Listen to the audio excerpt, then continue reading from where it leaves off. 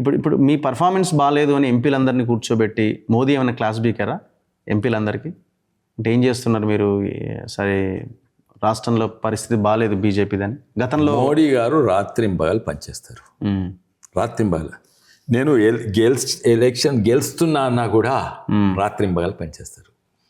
ఉదాహరణంగా and ఇక వారు ఒక ఆదర్శంగా తీసుకోవాలి, అట్లా చేయాలి. అందరు కూడా అట్లా పనిచేయాలని తన కోరిక. ఆయన ఎట్లా పనిచేస్తుండో. ఉదాహరణంగా మొన్న వైస్ ప్రెసిడెంట్ ఎలక్షన్స్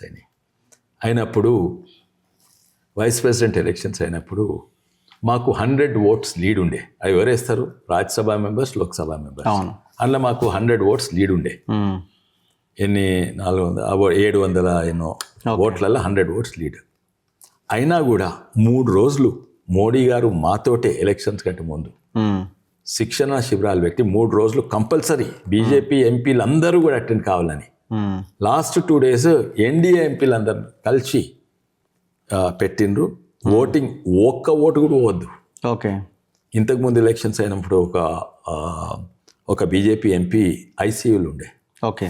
ప్లేన్ పంపించి గెలుస్తారని తెలుసు, పంపించి తీసుకొని. అదే రాహుల్ గాంధీ మంచి అభ్యర్థిని పెట్టి ఆయన మలేషియాకి వెళ్ళిపోయిండు. ఈయన గెలుస్తున్నారు, 100% గెలిచినా కూడా అంత ప్రయత్నం చేస్తుండ్రు. ఇప్పుడు మా గురించి మాట్లాడితే నేను అనుకుంటా మేము మంచి చేసినా సాటిస్ఫై, ఎందుకంటే ఆయన స్టాండర్డ్కి లేవాలని చాలా క్లాస్ తీసుకున్నాడు. మీకు ఏం క్లాస్ తీసుకున్నారు? మీ అందరికి ప్రతిసారి క్లాస్ తీసుకుంటారు. అంటే క్లాస్ అంటే ఎప్పుడు గొంతు గింత కూడా పెంచరు, కొంచెం కూడా పెంచరు. ఓకే. అన్నిట్లో ముఖ్యంగా చెప్పింది ఏంటంటే, అండ్ అది నేను కూడా చెప్పబోతున్నాను, మీరు అడగకముందే, మా దగ్గర లోపాలు ఉన్నాయి. అన్నిట్లో పెద్ద లోపం ఏంటంటే మాది మీడియా, సోషల్ మీడియా అన్నిట్లో తక్కువ ఉన్నది. అదే మీకు తక్కువ ఉండడం ఏంటి సార్? మీరు చూడండి తెలంగాణ, మీది చాలా పెద్దది కదా సోషల్ మీడియాలో మీ నెట్వర్క్. భారతదేశంలో పెద్దది, అదే అంటున్నా. భారతదేశంలో అన్నిట్లో పెద్దది. తెలంగాణలో 2వ స్థాయి కాదు, 3వ స్థాయి కాదు. బహుశా కొన్ని సందర్భాలలో అసౌద్దీన్ వేస్తేది మాకంటే ఎక్కువ. అండ్ ఈ మీడియా పాత్ర పెరుగుతూ ఉన్నది. ఏది ఎలక్షన్స్, పబ్లిక్ని ఇన్ఫ్లుయెన్స్ చేసే దాంట్లో అందులో మేము లేదు. ఎందుకంటే చాలా పెద్ద, ఎందుకంటే ఈరోజు తెలంగాణ నడుస్తుంది. ఆర్థికంగా చూడండి, ఈరోజు తెలంగాణ లైట్ బల్బ్ వెలుగుతున్నాయి అంటే, తెలంగాణ రైతాంగం ఇంతో అంతో ఉన్నాడంటే కేంద్ర ప్రభుత్వం వల్లనే. అన్నిట్లో ఎక్కువ నిధులు రైతులకు ఇచ్చేది కేంద్ర ప్రభుత్వం, అండ్ వేరే రాష్ట్రాల కంటే ఎక్కువ ఇచ్చేది. ఓకే. ఉదాహరణంగా ఒక్కొక్క రైతుకు 1,20,000 రూపాయలు ఈ ఏడాది అందుతుంది. ఓకే. గత 10 ఏళ్ళ సంది దాదాపు 1,00,000 రూపాయలు ప్రతి ఏడాది వస్తున్నది. ఇంతకుముందు ప్రభుత్వం రుణమాఫీ చేస్తామని చేసిందా? చేయలేదు. వచ్చిన ప్రభుత్వం రుణమాఫీ, అదెంత 5 ఏళ్ళకి ఒకసారి రుణమాఫీ. ఇది ప్రతి 2 లక్షలు. ఇప్పుడు ఎంతోమందికి 1,00,000 రూపాయలు రుణమాఫీ కూడా రాలేదు.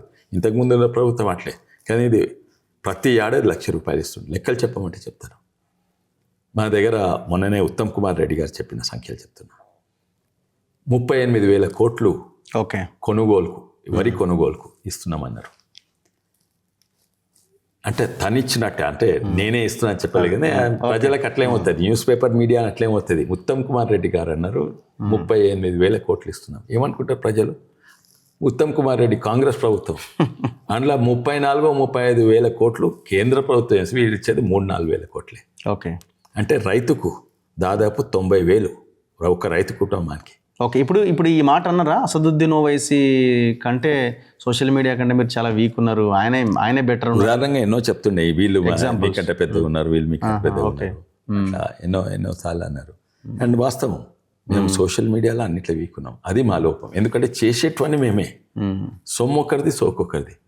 అప్పుడు నిర్మలా సీతారామన్ గారు ఏకుంటే, అరే కేసీఆరే మహాత్ముడు, తెలంగాణ మహాత్ముడు కదా, కేసీఆరే బియ్యం ఇస్తుండు, కేసీఆరే బియ్యం ఇస్తుండు.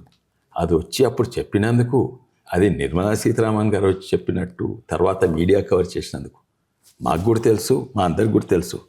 కానీ మా మీడియాలో మా గొంతంత పెద్ద లేకుండే. సోషల్ మీడియాలో మా 2028 or 29 బీజేపీ అధికారంలోకి వస్తుంది తెలంగాణలో నమ్మకం ఏమైనా అనిపిస్తున్నదా మీకు? నాకు నమ్మకం ఉందా? ఎందుకంటే ప్రజలు మాతోటి ఉన్నారని తెలుస్తున్నది. మొన్న 2 ఎలక్షన్స్ అయిపోయినాయి. ఏవి? Sarpanch elections, Okay. గ్రామ పంచాయతీ, Municipal తర్వాత మున్సిపల్ ఎలక్షన్స్. మేము పెరిగినాము 200%, 300%, 400% గ్రోత్. సో గ్రోత్ బాగున్నది, కానీ అది సరిపోదు మాకు. మాకు 10 ఇంతలు, 20 ఇంతలు, 30 ఇంతలు పెరిగే అవసరం ఉంది. ఎందుకంటే మేము చిన్న బేస్ నుంచి స్టార్ట్ అవుతున్నాం. అయితే మాకు సోషల్ మీడియాలో మెయిన్ ఉన్నా కూడా ఉదాహరణంగా ఎక్కడెక్కడ పెరిగినాం చూడండి. ఉదాహరణగా 2-3 ప్రాంతాలు చెప్తాను నా కాన్స్టిట్యున్సీ గురించి. నవాబ్పేట్ మండల్, ఓకే, ఆడ పెద్ద బీజేపీ నాయకుడే లేరు. ఉంటే నేను ఎప్పుడో సరగా అక్కడ పోతే నా ఎంపీ కాన్స్టిట్యున్సీకి ఉన్నది. అక్కడ 0 ఉండే ఏంది సర్పంచ్లు. ఇప్పుడు 7 మంది సర్పంచ్లు, ఇంకొక ఆయన జాయిన్ అయ్యిండు ఓకే, కాంగ్రెస్ నుంచి. అది అక్కడ అదే ప్రాంతంలో కాళయ్య యాదయ్య గారి ఊరు అక్కడనే ఉన్నది. ఓన్లీ యువకులు ప్రజలు కలిసి గెలిపించింది వీళ్ళు. దారూర్ మండల్ ఉన్నది, ఆడ కూడా పెద్ద నాయకులు లేరు. అంటే మొన్న 2-3 నాయకులు జాయిన్ అయినరు టీఆర్ఎస్ నుంచి. కానీ అక్కడ 0 ఉండే సర్పంచ్లు, ఇప్పుడు 12 సర్పంచ్లు గెలిచిండ్రు అక్కడ. ఓకే.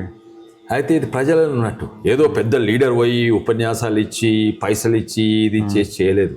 అది ఉంటే ఇక ఆ లీడర్ మహాత్మా అనుకుండవచ్చు, ఆ పైసల ప్రభావం ఉండొచ్చు. లేవు. మేమే ఎన్నో జాగాలలో నేరో మార్జిన్ తోటి ఓడిపోయినాము. అండ్ మా ఓటింగ్ పర్సంటేజ్, వార్డ్ మెంబర్స్ చాలా 300% గ్రోత్ అయింది.